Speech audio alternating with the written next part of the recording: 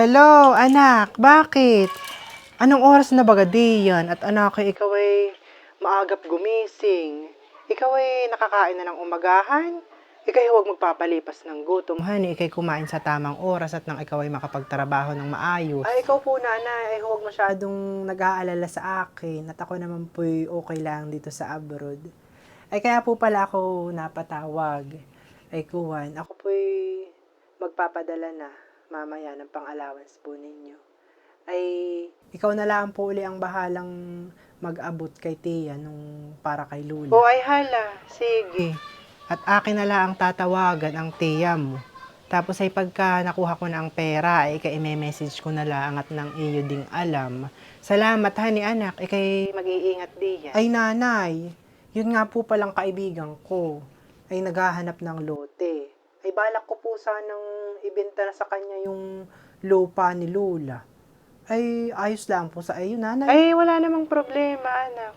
Kung anong iyong desisyon, ay di yun.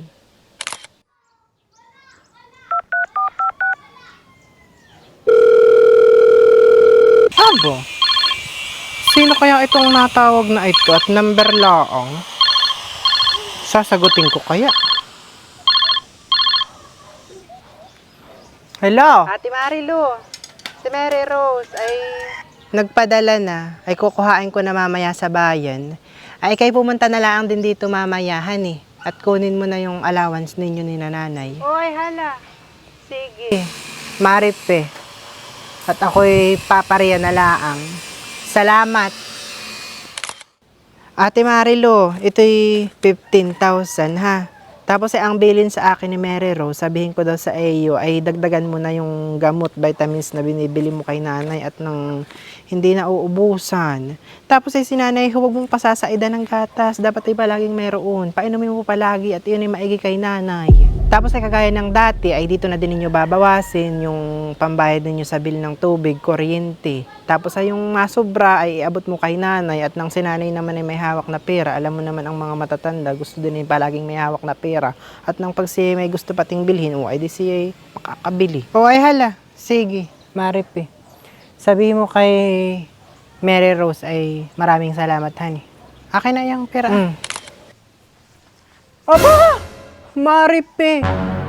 Kapal naman ang mukha na yung anak mo. Bakit ibininta niya yung lupa ni nanay nang hindi man laki pinapaalam sa mga anak? Anong karapatan niya doon? Ay si Apula, masyadong mukhang pera yung anak mo. Bakit? Kulang pa ba yung pera niya? At pati yung lupa ni nanay ay pinakinabangan niya? Walang hiya yung anak mo! Pare-parehas sana kayong mabulok sa impyerno. Anong nangyayari dito? Nanay?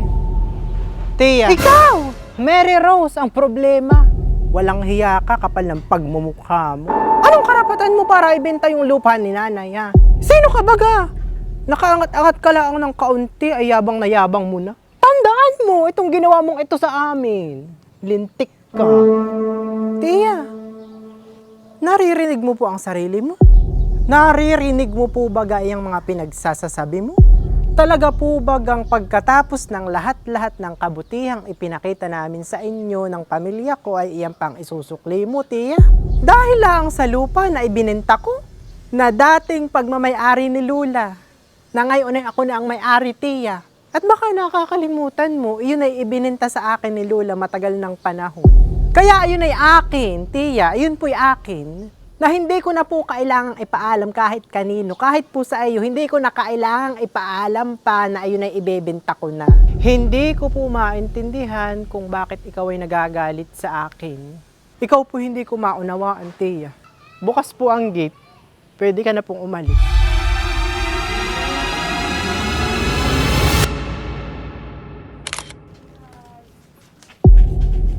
Mary Rose, baka pala ikay may pasalubong sa akin diyan ako, Jergens na sabon, ako'y pahing imo o kaya'y lotion.